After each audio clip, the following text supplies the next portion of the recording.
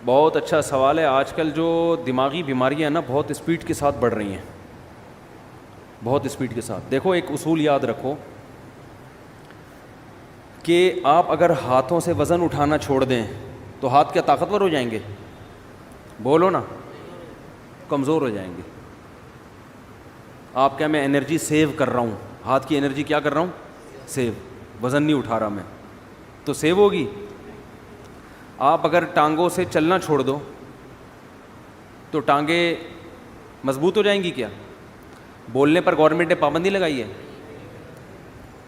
تو یاد رکھو جب ہم بچپن سے ہی نا ٹینشنوں کے اگر ہم عادی ہوتے ہیں, کچھ نہ کچھ ٹینشن ملتی رہتی ہے, تو انسان کے جو اعصاب ہے نا وہ ٹینشن برداشت, ٹینشن کا ویٹ اٹھاتے اٹھاتے باڈی بلڈر بن جاتے ہیں وہ, یعنی ویٹ لفٹر بن جاتے ہیں وہ. اور اگر بچپن سے ہی ٹینشن کوئی مل ہی نہیں رہی ہو, ممی ڈیڈی والا سیٹ اپ ہو, یہ بچہ نفسیاتی پاگل بنے گا بڑا ہو کر, یہ بتا دوں میں. یہ وہمی بھی بنے گا اور یہ دماغی یہ خودکشی بھی کر سکتا ہے, یہ ذرا سی ٹینشن میں پاگل بھی ہو سکتا ہے, الٹا ہی ہو جائے گا یہ. تو آج کل جو ماں باپ نے بچوں کو جو ممی ڈیڈی والی زندگی دے دی ہے, بہت زیادہ میرا بچہ چماٹ نہیں مارنا, تھپڑ تو ماں, ایکچولی بچوں کی سیلف رسپیکٹ پہ بہت اثر پڑتا ہے. اس سے بچے کی ایسی کی تیسی. ہاں ایسا بھی نہیں ہونا چاہیے کہ آپ بازو کو طاقتور بنانے کے لیے اتنا ویٹ اٹھا لیں کہ ہڈی چٹک جائے آپ کی, تو بچے کو اتنی ٹینشن ہونا شروع ہو جائے کہ گھر اس کے لیے عذاب بن جائے. جو آ رہا ہے جا رہا ہے اس کو ذہنی طور پر ٹارچر کر رہا ہے, تو اس سے بھی دماغ خراب ہوتا ہے اس کا. لیکن نیچرل لائف جو ہے نا, جو ہمیشہ سے چلتی آ رہی ہے, اس سے جب ہٹ جائیں گے تو یہ مسائل کھڑے ہوں گے. ہمیں یاد ہے پہلے وہمی بھی نہیں ہوتے تھے لوگ, اور پاگل کہیں لاکھوں میں کوئی ایک نظر آتا تھا, وہ بھی کوئی ایکسیڈنٹ کی وجہ سے, دماغی چوٹ کی وجہ سے. بڑے بڑے سخت حالات لوگ برداشت کر لیتے تھے. ہم تو اپنے بڑوں سے جب حالات سنتے تھے نا کہ بھئی ایک خاتون کے ایک بچہ مر گیا, پھر دوسرا مر گیا, پھر تیسرا پیدا ہوا وہ مر گیا, پھر چوتھا پیدا ہوا, بڑے ہو کے مرتے رہے, پھر بھی صبر کر رہی ہیں. اور میاں خراب نکلا, میاں شرابی نکلا, وہ ٹارچر کرتا ہے. بچوں کو ماں باپ بہت کوٹتے پیٹتے تھے, بچے باغی نہیں ہوتے تھے. اب 2 تھپڑ لگاؤ بچہ کیا ہو جاتا ہے؟ باغی ہو جاتا ہے. تو ایک مسئلہ تو یہ ہے کہ بچہ بچپن سے تھوڑی بہت ٹینشن اس کو ملنی چاہیے, تھوڑی بہت ڈانٹ ڈپٹ مار کٹائی کبھی کبھار ہونی چاہیے. بہت دنوں سے نہیں ہوئی تو ایک دفعہ آدمی احتیاطاً 1-2 تھپڑ بلا وجہ نہ لگائے, کوئی بات پہ لگائے کبھی کبھار. اس میں تھوڑا عادت ہوتی ہے کہ ابا ہے بھائی مار سکتا ہے. دوسری بات یہ کہ بچوں کو خراب کرنے والی چیز باہر کا ماحول ہے. یہ انوائرمنٹ جو ہے نا باہر کا, اسکول کالجز میں یہ بتایا جاتا ہے, بچوں کو یہ نہیں سکھایا جاتا.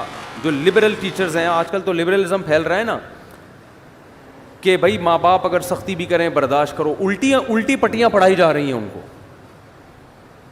آپ کسی بچے کے سامنے ہی کہتے ہیں بھائی تمہارا باپ تو ایسا ہے, بھائی تمہارا فلاں تو ایسا ہے, تو بچے کی دل سے اپنے باپ کی عظمت ختم ہو جائے گی. تو باہر بہت سارے لوگ ہیں جو آپ کے گھر کو کیا کر رہے ہیں؟ خراب. عورتیں کیوں خراب ہوتی ہیں؟ وہ جب دوسری عورتوں کے گھروں میں جاتی ہیں تو دوسرے کے میاں کی خوبیاں ان کو نظر آ رہی ہوتی ہیں, خامیاں نظر نہیں آتی, اور اپنے میاؤں کی خامیاں نظر آ رہی ہوتی ہیں, خوبیاں نظر نہیں آ رہی ہوتی. یہ بہت ہو رہا ہے. اب وہ گئیں کسی انٹی سے ملنے کے لیے, اس کے گھر میں دیکھا بھائی وہ تو اپنی وائف کو گاڑی میں بٹھاتا ہے, ایسے دروازہ کھول کے یوں کر کے بٹھاتا ہے. یہ نہیں پتا کہ وہ کنڈی ٹوٹی ہوئی ہے اس کی, وہاں سے کھلتا نہیں دروازہ اندر سے, ٹھیک ہے نا. اب وہ یہی ایک خوبی ہے, چلو عزت دے رہا ہے. آپ ذرا تحقیق کرو تو پتہ چلے گا خرچہ دھیلے کا بھی نہیں دے رہا.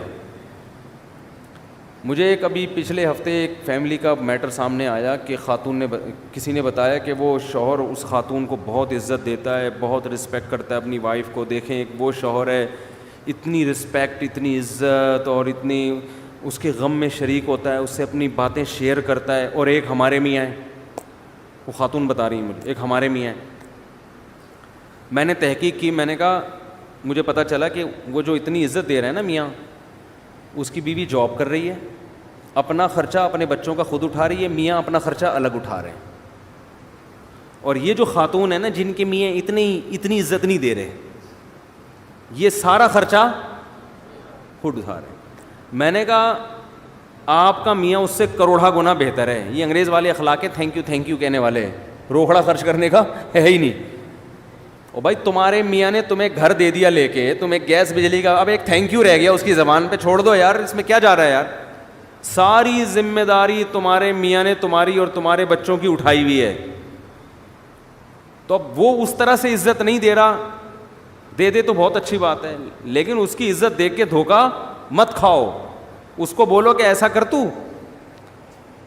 تو ایسا کر کے, اچھا بیگم کو بولو کہ ٹھیک ہے, اس خاتون کا شوہر بولے ٹھیک ہے بیگم اب میں اتنے ہی پیسے تمہیں دوں گا جتنا وہ اپنی بیوی کو دے رہا ہے, اور اس کے بدلے تھینک یو مجھ سے صبح شام 25 دفعہ لے لیا کرو, ہر بات پہ تھینک یو اور عزت دو.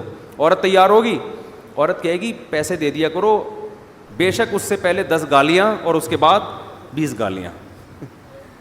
اگر آپ کا سیٹ آپ کو 25-30 گالیوں کے بعد 50,000 روپے دے, آدمی کہتا ہے 25 اور دے دے لیکن پیسے دے دے. قربانی تو یہ ہے نا, بہت مشکل ہے, بہت مشکل. اسی طرح بہت سے والدین اپنی اولاد پہ خرچ کر رہے ہیں, خون پسینہ بہا کے, رکشے چلا کے, ٹھیلے لگا کے اپنے بیٹے کو کھلا رہا ہے. بیٹا 1-2 تھپڑ سے بدگمان ہو جاتا ہے کہ میرا باپ مجھے مارتا ہے, میرا باپ مجھ سے کٹائی کی تھی. بہت بے شرمی کی بات ہے, وہ تیرا باپ تیرے لیے کما رہا ہے, خون پسینہ بہا کے تیری روٹی کا انتظام کر رہا ہے, عزت کے ساتھ تجھے گھر میں بٹھایا ہوا ہے. تو کسی کے بھی احسانات دیکھے جاتے ہیں, احسانات کا حجم زیادہ ہے تو یہ چند چیزیں اگنور کی جاتی ہیں, ورنہ تو پھر انگریز ہم سے بہت اچھے ہیں, ایک دھیلا بھی خرچ نہیں کرتے, نہ اپنی اولاد پہ نہ اپنی بیوی پہ. بات کا اسٹائل دیکھو انگریزوں کے, یہ گالیاں ہیں جو ہمارے یہاں چل رہی ہیں انگلش میں ہوں گی, اتنی بری لگتی نہیں ہے وہ انگلش میں, ٹھیک ہے نا, لیکن کوئی ذمہ داری اٹھانے کے لیے تیار ہے ہی نہیں. ہمارے ایک دوست امریکہ میں, انہوں نے کہا کہ یہاں کسی گوری سے, کم عمر لڑکی سے اگر کوئی انگریز کہہ دے نا میں تم سے شادی کرنا چاہتا ہوں, خوشی سے بے ہوش ہو جائے گی. کیوں؟ اس کو پتہ ہے کوئی شادی نہیں کرتا, سب گرل فرینڈ بنا کے مزے اڑائیں گے بس.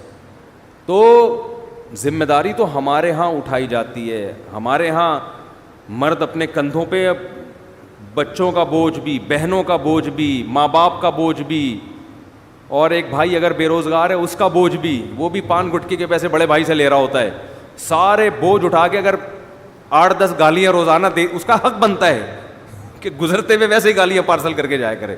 اس کو اتنا تو رائٹ دو نا, اتنا پیسہ خرچ کر رہا ہے بھائی. نہیں آ رہی بات تو رہنے دو, جیسے چل رہے ہو ویسے ہی ٹھیک ہے.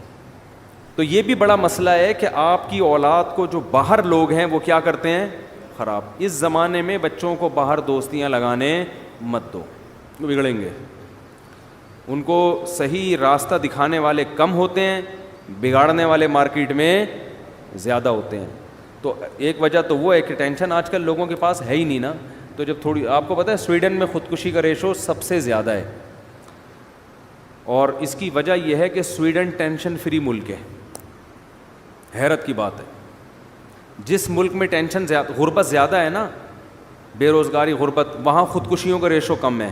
یہ کتنی بڑی حقیقت ہے, سمجھ میں نہیں آ رہی بات. دیکھو پاکستان ایک پسماندہ ملک ہے نا, اتنی خودکشی نہیں ہے یہاں پہ. یعنی آپ خود اندازہ لگاؤ نا کہ سویڈن میں بے روزگاروں کو الاؤنس ملتے ہیں. یعنی جو لوگ سویڈن ہو کر آئے ہیں وہ کہہ رہے ہیں ٹینشن تلاش کرنے سے نہیں ملتی یہاں پہ. گوگل پہ سرچ کرنا پڑتا ہے بھائی, کسی کے پاس ٹینشن ہو تو تھوڑے دن کے لیے چاہیے. ہم پاکستانیوں کو چاہیے ہوتی ہے نا, وہ پریشان ہو جاتے ہیں ٹینشن کیوں نہیں. تو اس کے باوجود سب سے زیادہ خودکشی کہاں ہو رہی ہے, اس کنٹری میں ہو رہی ہے. کیوں ہو رہی ہے؟ اس کی وجہ یہ ہے کہ قدرت کی طرف سے ذرا سی کوئی پریشان, قدرت تو دیتی ہے ٹینشن, چاہے آپ کا ملک ٹینشن فری ہو جائے, اللہ کی طرف سے ٹینشنیں آتی ہیں تو وہ برداشت نہیں کر پاتے, برداشت نہیں کرتے تو جا کے وہ